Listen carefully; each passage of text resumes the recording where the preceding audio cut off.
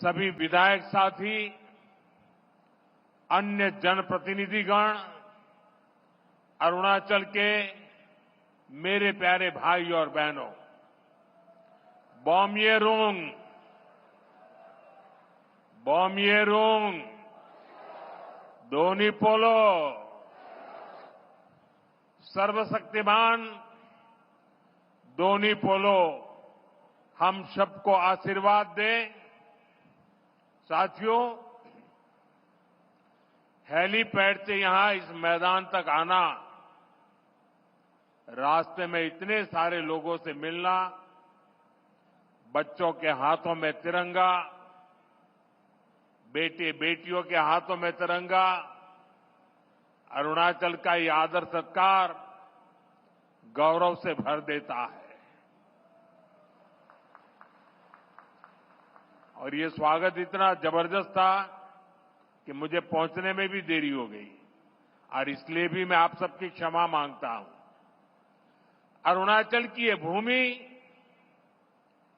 उगते सूर्य की धरती के साथ ही देशभक्ति के उफान की भी धरती है, जिसे तिरंगे का पहला रंग केसरिया है, वैसे ही अरुणाचल का पहला रंग केसरिया है। यहां का हर व्यक्ति शौर्य का प्रतीक है, सादगी का प्रतीक है, और इसलिए अरुणाचल तो मैं कई बार आया हूं, राजनीति में सत्ता के गलियारों में नहीं था तब भी आया हूं, और इसलिए यहां की ढेर सारी यादें मेरे साथ जुड़ी हुई हैं, और उसका स्मरण भी मुझे बहुत अच्छा लगता है। आप सभी के साथ बिताया हर पल मेरे लिए यादगार होता है। आप जितना प्यार मुझे देते हैं, मैं समझता हूं जीवन में इससे बड़ा कोई सौभाग्य नहीं होता है। तवांग मठ से लेकर नामसाई के स्वर्ण पगोड़ा तक अरुणाचल शांति और संस्कृति का संगम है, मां भारती का गौरव है। मैं इस पुण्य भूमि को श्रद्धापूर्वक प्रणाम करता हूं। साथियों, मेरा यहां आज अरुणाचल आना तीन वजहों से बहुत विशेष हो गया है। पहला तो ये कि आज नवरात्रि के पहले दिन मुझे ऐसे सुंदर पर्वतों के दर्शन करने का सौभाग्य मिला। नवरात्र में आज के दिन हम मां शैलपुत्री की पूजा करते हैं, और शैलपुत्री वो प्रयागराज पर्वतराज हिमालय की ही बेटी है। दूसरी वजह ये कि आज से देश में नेक्स्ट जनरेशन जीएसटी रिफॉर्म्स लागू हुए हैं। जीएसटी बचत उत्सव की शुरुआत हुई है।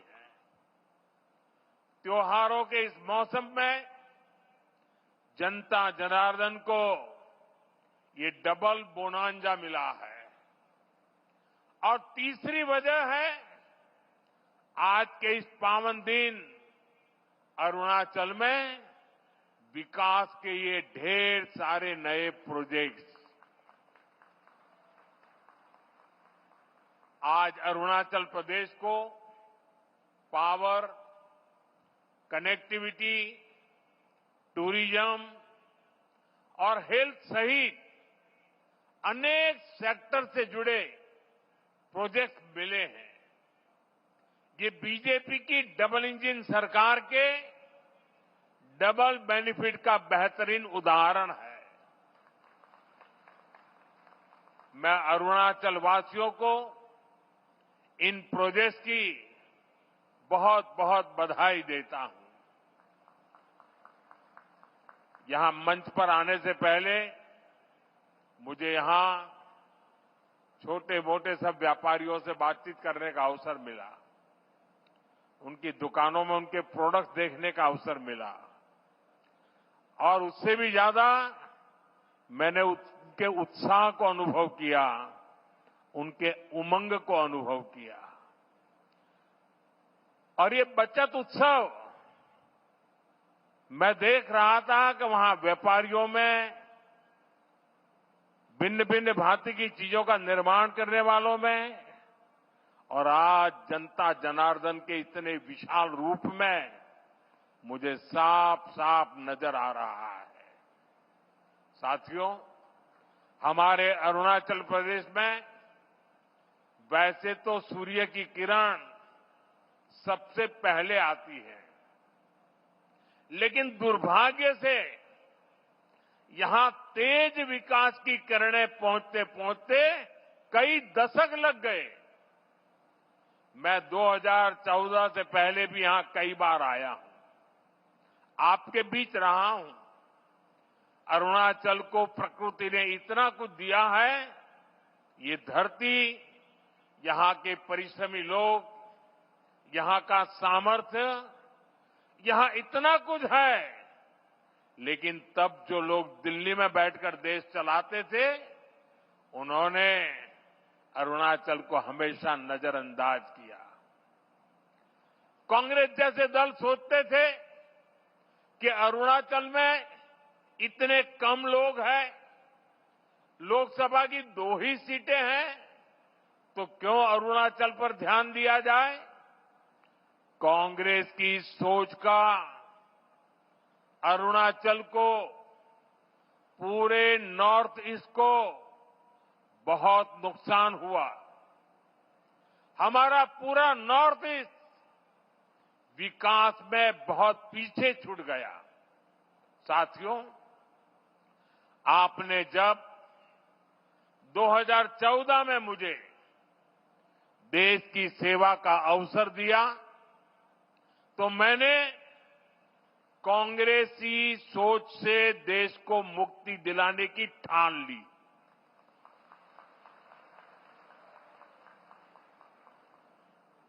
हमारी प्रेरणा किसी राज्य में वोटों और सीटों की संख्या नहीं, नेशन फर्स्ट की भावना है। देश पहले, हमारा एक ही मंत्र है, नागरिक देवो भव। जिनको कभी किसी ने नहीं पूछा, उसको मोदी पूजता है। इसलिए जिस नॉर्थ ईस्ट को कांग्रेस के समय में भुला दिया गया था, वो साल 2014 के बाद विकास की प्राथमिकताओं का केंद्र बन गया है। हमने पूरे नॉर्थ ईस्ट के विकास के लिए बजट कई गुना बढ़ाया। हमने लास्ट माइल कनेक्टिविटी और लास्ट माइल डिलीवरी को अपनी सरकार की पहचान बनाया। और इतना ही नहीं, हमने ये पक्का किया कि सरकार दिल्ली में बैठकर नहीं चलेगी। अफसरों को, मंत्रियों को ज्यादा से ज्यादा नॉर्थ ईस्ट आना होगा, यहां रात्रि मुकाम करना होगा। साथियों, कांग्रेस सरकार के समय में 2-3 महीने में एकाध बार कोई मंत्री नॉर्थ ईस्ट आता था। बीजेपी सरकार में अब तक 800 से ज्यादा बार केंद्रीय मंत्री नॉर्थ ईस्ट आ चुके हैं। और ऐसा नहीं है कि सिर्फ आए और चले गए। हमारे मंत्री आते हैं तो प्रयास रहता है वो दूर दराज के क्षेत्रों में जाए, जिलों में जाए, ब्लॉक में जाए, इतना ही नहीं, कम से कम एक रात रुक करके जाए। मैं खुद ही प्रधानमंत्री के तौर पर 70 से ज्यादा बार नॉर्थ ईस्ट आया हूं।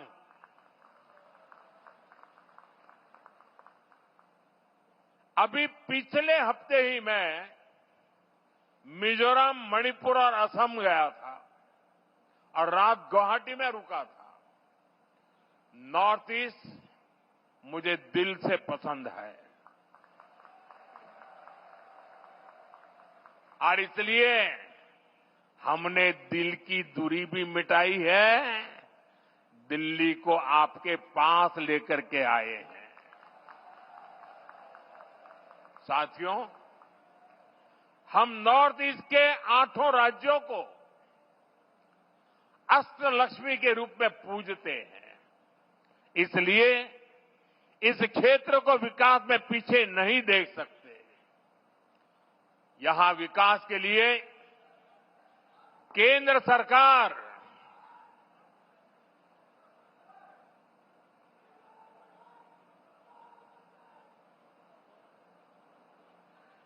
सरकार ज्यादा से ज्यादा पैसे खर्च कर रही है। मैं आपको एक उदाहरण देता हूं।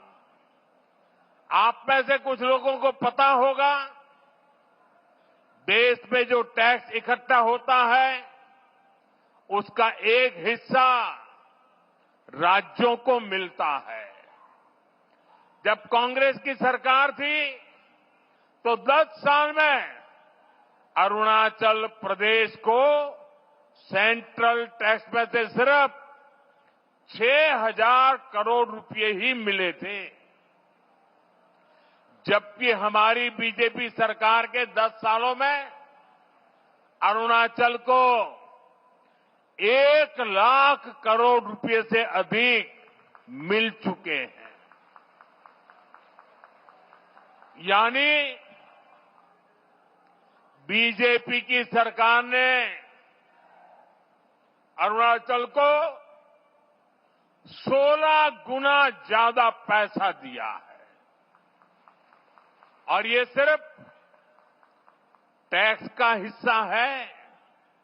इसके अलावा यहां अलग अलग स्कीम के तहत जो भारत सरकार खर्च कर रही है, जो बड़े बड़े प्रोजेक्ट यहां बन रहे हैं, वो तो अलग ही है। इसलिए आज आप अरुणाचल में इतना व्यापक, इतना तेज विकास होते देख रहे हैं। साथियों, जब नेक नियत से काम होता है, जब प्रयासों में ईमानदारी होती है, तो उसके नतीजे भी दिखते हैं। आज हमारा नॉर्थ ईस्ट देश के विकास की ड्राइविंग फोर्स बन रहा है और बहुत बड़ा फोकस यहां सुशासन पर है, गुड गवर्नेंस पर है। हमारी सरकार के लिए नागरिकों के हितों से बड़ा कुछ भी नहीं। आपका जीवन आसान बने और आसान बने, इसलिए ईज ऑफ लिविंग, आपको आने जाने में मुश्किल ना हो, इसलिए ईज ऑफ ट्रैवल, आपको इलाज में परेशानी ना हो, इसलिए ईज ऑफ मेडिकल ट्रीटमेंट, आपके बच्चों को पढ़ाई में दिक्कत ना हो, इसलिए ईज ऑफ एजुकेशन, आपको व्यापार कारोबार में परेशानी ना हो, इसलिए ईज ऑफ डूइंग बिजनेस। इन सारे लक्ष्यों को लेकर यहां डबल इंजन की बीजेपी सरकार काम कर रही है।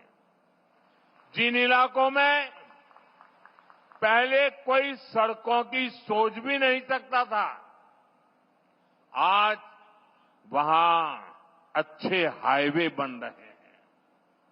सेला टनल जैसा इंफ्रास्ट्रक्चर कुछ साल पहले तक ये सोचना भी असंभव था, लेकिन आज सेला टनल अरुणाचल की पहचान बन चुकी है। साथियों, केंद्र सरकार का प्रयास है कि अरुणाचल सहित नॉर्थ ईस्ट के दूर दराज के इलाकों में हेलीपोर्ट बने, इसलिए इन क्षेत्रों को उड़ान स्कीम से जोड़ा गया है। यहां जो होलोंगी एयरपोर्ट है, वहां भी नई टर्मिनल बिल्डिंग बन चुकी है। अब यहां से सीधे दिल्ली को फ्लाइट मिलती है। इससे आम पैसेंजर्स को, स्टूडेंट्स को, टूरिस्ट को तो फायदा होता ही है, यहां के किसानों और छोटे उद्योगों को भी लाभ हो रहा है। यहां से देश के बड़े बाजारों तक फल सब्जियां पहुंचाना, अपनी उपज पहुंचाना अब और आसान हो गया है।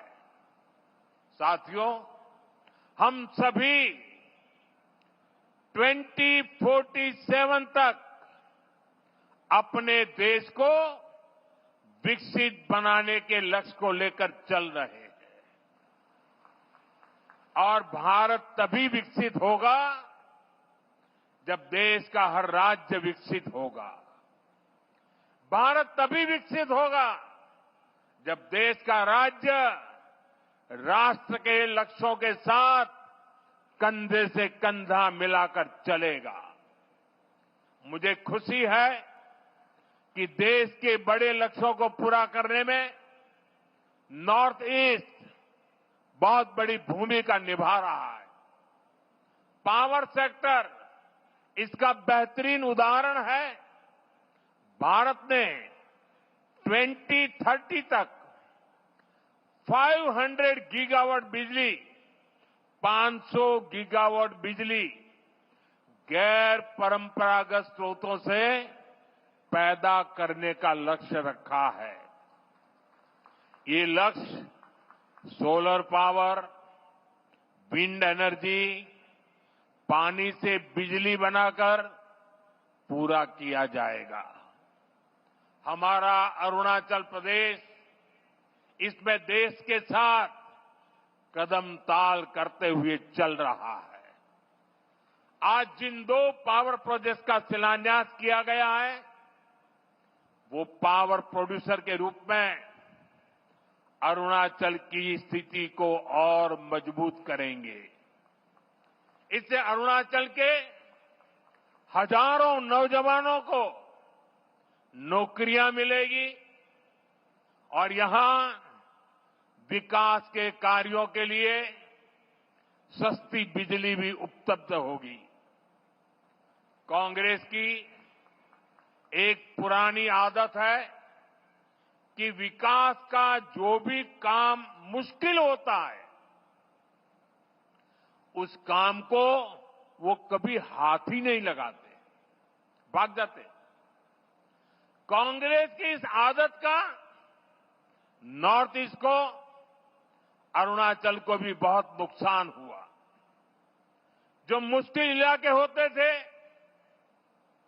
जो पहाड़ों में हो, ये जंगलों के बीच हो, जहां विकास के काम करना चुनौती होता था, उन क्षेत्रों को कांग्रेस पिछड़ा घोषित करके भूल जाती थी। इसमें देश के ट्राइबल इलाके, नॉर्थ ईस्ट के जिले सबसे अधिक थे। जो बॉर्डर से सटे गांव थे, उनको देश के लास्ट विलेज कहकर कांग्रेस अपना पल्ला झाड़ लेती थी।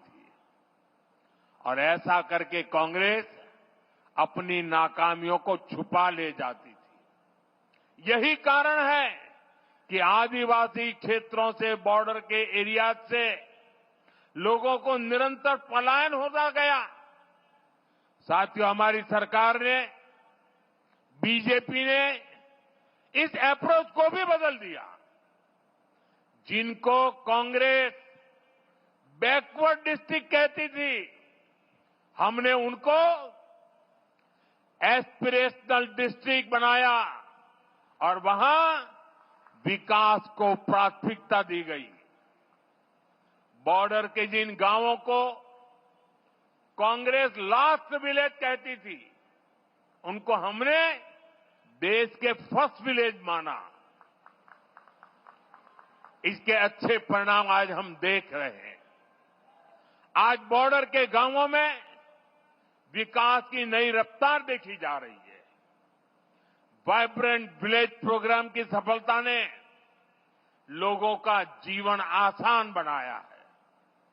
अरुणाचल प्रदेश के भी 450 से अधिक ऐसे बॉर्डर विलेजेस में तेजी आई है। वहां रोड, बिजली और इंटरनेट जैसी सुविधाएं पहुंची है। पहले बॉर्डर से शहरों की तरफ पलायन होता था, लेकिन अब बॉर्डर के गांव टूरिज्म के नए केंद्र बन रहे हैं। साथियों, अरुणाचल में टूरिज्म के लिए बहुत संभावनाएं हैं। जैसे जैसे कनेक्टिविटी नए नए इलाकों को जोड़ रही है, वैसे वैसे यहां टूरिज्म बढ़ रहा है। मुझे खुशी है कि बीते दशक में यहां टूरिस्ट की संख्या में 2 गुनी वृद्धि हुई है। लेकिन अरुणाचल का सामर्थ्य नेचर और कल्चर से जुड़े टूरिज्म से भी कहीं ज्यादा है। आजकल दुनिया में कॉन्फ्रेंस और कंसर्ट टूरिज्म की भी बहुत बाढ़ आ रही है, बहुत बढ़ रहा है। इसलिए तवांग में बनने जा रहा आधुनिक कन्वेंशन सेंटर अरुणाचल के टूरिज्म में एक नया आयाम जोड़ेगा।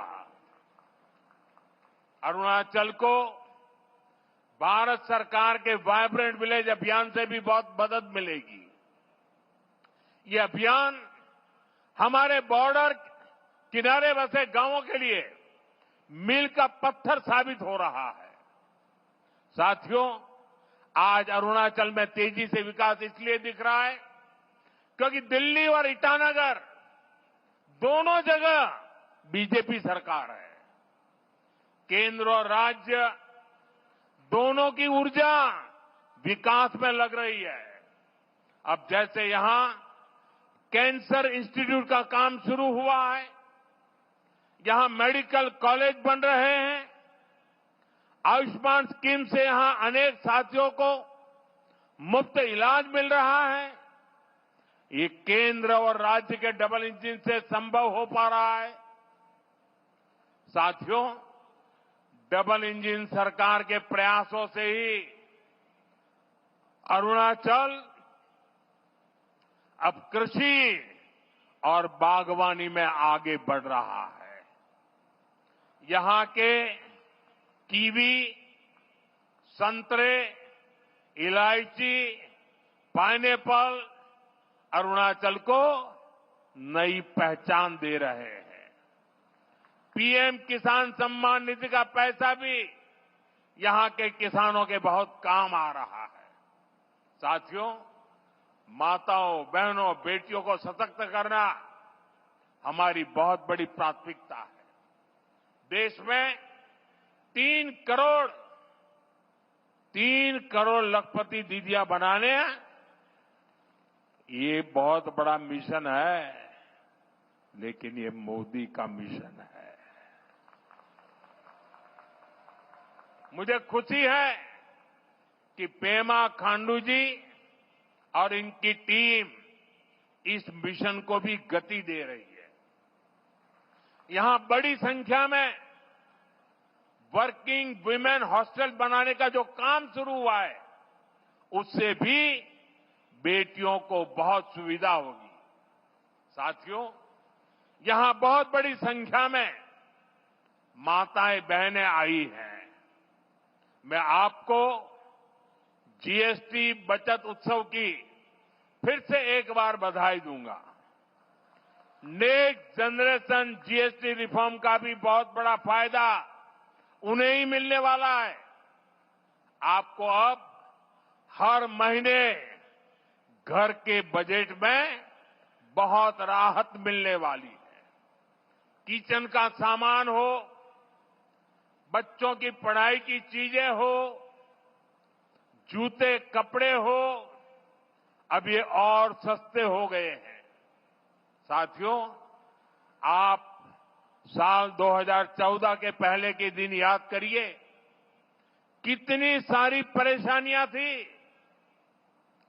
महंगाई आसमान छू रही थी, चारों तरफ महाघोटाले हो रहे थे और तब की कांग्रेस सरकार जनता पर टैक्स का बोझ बढ़ाती ही जा रही थी। उस समय साल में 2 लाख रुपए कमाने पर भी इनकम टैक्स लग जाता था। ये मैं 11 साल पहले की बात कर रहा हूं। 2 लाख रुपया अगर कमाया आपने तो आपको इनकम टैक्स देना पड़ता था। और आम जरूरत की कई चीजों पर कांग्रेस की सरकार 30% से अधिक टैक्स लेती थी। बच्चों की टॉफी पर भी इतना टैक्स लगाया जाता था। साथियों, तब मैंने कहा था, मैं आपकी कमाई और आपकी बचत दोनों को बढ़ाने का काम करूंगा। बीते सालों में देश के सामने अनेक बड़ी बड़ी चुनौतियां आई, लेकिन हम इनकम टैक्स घटाते गए। इसी साल हमने, अब विचार कीजिए, 11 साल पहले 2 लाख, इसी साल हमने 12 लाख रुपए तक की वार्षिक आय पर इनकम टैक्स 0 कर दिया। और आज से जीएसटी को भी हमने सिर्फ 2 स्लैब तक सीमित कर दिया है, 5% और 18%। बहुत सारी चीजें अब टैक्स फ्री हो गई है। बाकी सामान पर भी टैक्स बहुत कम हो गया है। आप आराम से अब अपना नया घर बना सकते हैं। कोई स्कूटर, बाइक खरीदना है, बाहर खाना पीने के लिए जाना है, कहीं घूमने फिरने जाना है, ये सब पहले से सस्ते हो गए हैं। ये जीएसटी बचत उत्सव आपके लिए बहुत यादगार बनने वाला है। साथियों, मैं अरुणाचल प्रदेश की हमेशा इस बात के लिए प्रशंसा करता हूं कि आप सभी नमस्कार से भी पहले जय हिंद कहते हैं। आप वो लोग हैं जो देश को स्वयं से भी पहले रखते हैं। आज जब हम सब मिलकर विकसित भारत बनाने के लिए इतनी मेहनत कर रहे हैं, तो देश की हमसे भी एक अपेक्षा है। ये अपेक्षा है आत्मनिर्भरता की।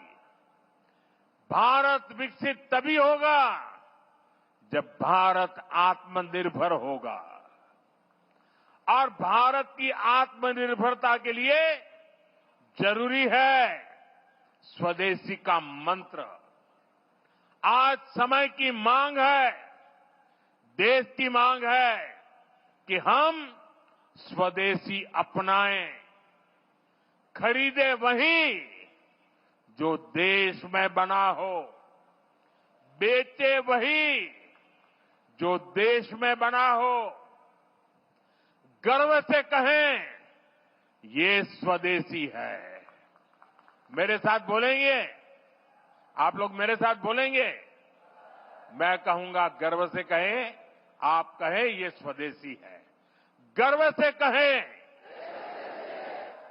गर्व से कहें, गर्व से कहें। इसी मंत्र पर चलते हुए देश का विकास होगा, अरुणाचल का, नॉर्थ ईस्ट का विकास तेज होगा। एक बार फिर आपको इन विकास परियोजनाओं के लिए बहुत बहुत शुभकामनाएं देता हूं। आज नवरात्रि का पावन पर्व भी है, बचत उत्सव भी है। तो इस उत्सव में शरीक होने के लिए मेरी एक रिक्वेस्ट है आपको, अपना मोबाइल फोन बाहर निकालिए और मोबाइल फोन का फ्लैश लाइट चालू कीजिए। सब अपने मोबाइल की फ्लैश लाइट चालू करें। सबके मोबाइल की फ्लैश लाइट चालू करिए और हाथ ऊपर कीजिए सबका। सब अपने मोबाइल की फ्लैश लाइट। ये बचत उत्सव का नजारा है, ये बचत उत्सव की ताकत है। ये नवरात्रि का प्रथम दिन है।